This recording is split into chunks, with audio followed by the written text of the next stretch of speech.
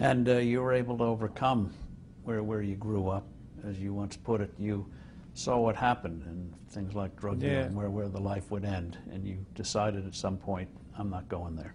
Yeah, just, I mean, you know, those sort of decisions that happen in, you know, many of our lives, you know, when we're faced with those fork, you know, the fork in the road moments, you know, and I was around people and I was seeing people, really genuinely nice people going away for 13 years and, you know, all these, you know, unjust and Rockefeller laws. And, you know, I was just around that so much that I would just told myself, man, I have to make a decision at some point.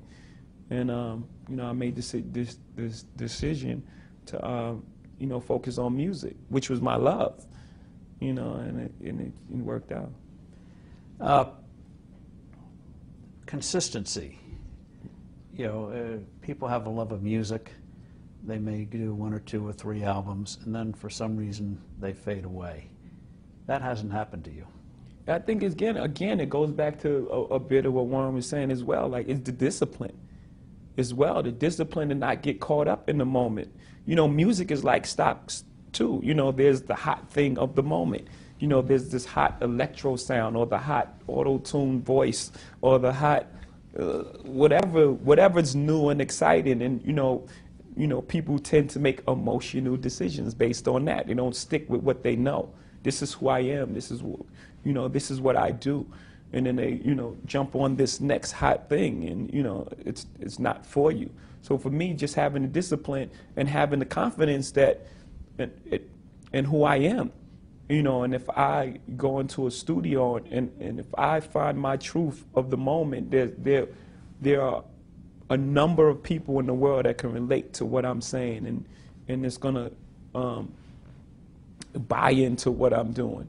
You know, not because it's the new thing of the moment, but because it's my genuine emotions. It's how I feel. It's how I articulate the world. And, you know, just having the discipline to just, you know, be yourself. Because you once said, as an artist, you are fighting against everything that's new and everyone's fascinations with new things. Yeah, shiny things.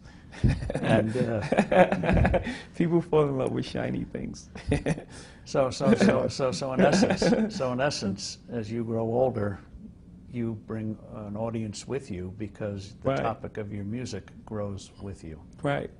Right. So I mean, never stays, doesn't go stale. Yeah, because for hip hop is like 30 years old. Like hip hop is fairly a new genre of music, so we've never seen, you know, the maturation of hip hop, you know, in this sort of way. This never happened before. You know, people would get a certain age and still try to pinpoint this, you know, young demographic, because hip hop was a young man sport. But, you know, people that listen to hip hop when they're 18, they still gonna like hip hop when they're 28. It's just that the voices in hip hop are not speaking directly to them anymore. Weren't, you know, they weren't. They were speaking to a 18-year-old demographic, you know. So, you know, you're 28, you don't have anything to listen to because no one's relating to you. So, you know, my whole thing was, I'm not gonna do that. You know, I'm just gonna make, you know, the music that I love to make and that I want to make, and I'm gonna mature with my music. And, you know, luckily for me, it was the right decision. When did you realize that not only did you have this ability with music and not to get stale, but recognize too, you have to be treated also, even though you love it, as a business, so that you don't end up, as so many do, they lose everything they have, they're in effect indentured to companies, and they're not masters of their fate. Yeah, that was the greatest trick in music that people ever pulled off, is to convince artists that you can't be an artist and make money. I think the people that were making millions actually set that. I think they set that whole thing up. You know, it was almost like shameful, like especially in rock and roll. You had to pretend that, you know, you got these millionaire guys who had to pretend as if they weren't successful at all, or it would be like a detriment to their career. You know, hip hop from the beginning, you know, just, it was always been aspirational. You know, just always broke that thing. You know, that thing that an artist can't think as well. And I think at the end of the day, as long as when you separate the two and you're not making music with business in mind, because you at some point it has to be real when they touch it, when they listen to it. You know, something has to resonate with them that's real. As long as you, when you're in the studio, you're an artist, you make music, and then after you finish, you market it to the world. I don't think anything is wrong with that. In fact, I know there's nothing wrong with that. So how, going right from the very beginning, you learned about the business of music because you couldn't Well, get we were that- forced, yeah, yes, we were forced in the beginning. I wish I could say we were geniuses and said we're going to start our own company. You know, that's not what happened. You know, in the beginning, we went to every single label, and every single label shut their door on us. The genius thing that we did was we didn't give up.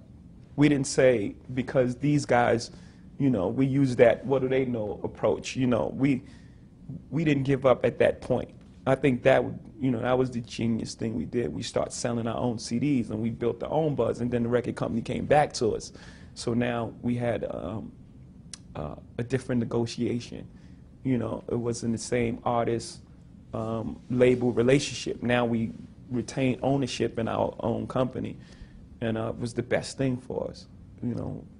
Well, one of the things you did fairly recently was about 3 years ago.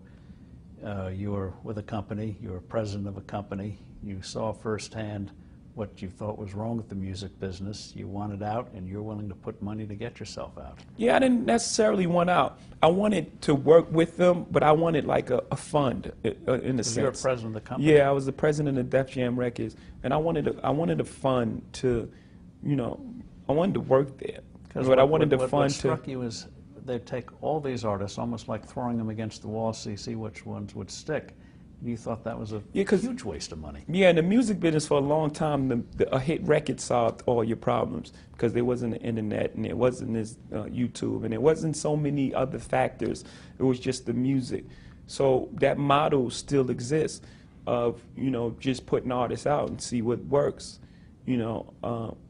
And as the machine stopped moving faster, a lot of things got lost in the process, you know, A&R and letting the artist development, you know. So it got to a point we were, as a music business, we were releasing hundreds and hundreds of albums every year, and, you know, the percentages was like really low, like 56 albums and 4 artists work, or, you know, something like that. So I wanted to bring, you know, the entire culture into it. I wanted a fund so I could do other things aside from signing artists, like, you know, buy a television station or buy a club that, you know, we can develop these artists in, or, you know, buy some headphones. You know, it's just all these different things I wanted to do, and I don't think at that time, you know, they could really get their mind around it. It's not something they were willing to do, and, you know, I just felt like I would be a waste there. So, you know, I started my own thing, Rock Nation, and, you know, that's what we do. We have everything from, it's a publishing company, you know, we have writers, you know, it's a recording company, we have, it's a touring company, it's... Did you have sleepless nights when you put, what was it, $5 million to buy out your last contract for an album? Yeah, at the end of that, my Def Jam, very much so. I even have a better story for you. So my last year of Def Jam, you know, when I proposed this and it didn't work, you know, I went over to sign with a group called Live Nation and made Rock Nation, but that was me as a businessman. As an artist, I still had one album left with Def Jam and Universal. And I went to Doug Morrison, L.A. Reid, who was the chairman of Def Jam at the time. You know, he did a great thing for me. He allowed me to, you know, walk in and have the conversation with Doug. And Doug, you know, we had a fantastic relationship, so it was very cool. But I bought my last album back. And what people don't know about is the day I had flew in from Hawaii, I was doing some recording, and I had an iPod in my pocket, and I was on a commercial flight coming from Hawaii to New York, and I had on jogging pants. And my iPod with all the music that I recorded was missing. It was on a plane somewhere. So I had to walk into the office the next day and buy an album back that might leak the next day. So every day I would wake up and be like, I would check all the internet places and everywhere and be like, for like 3 months. But I, you know, at the end of the day,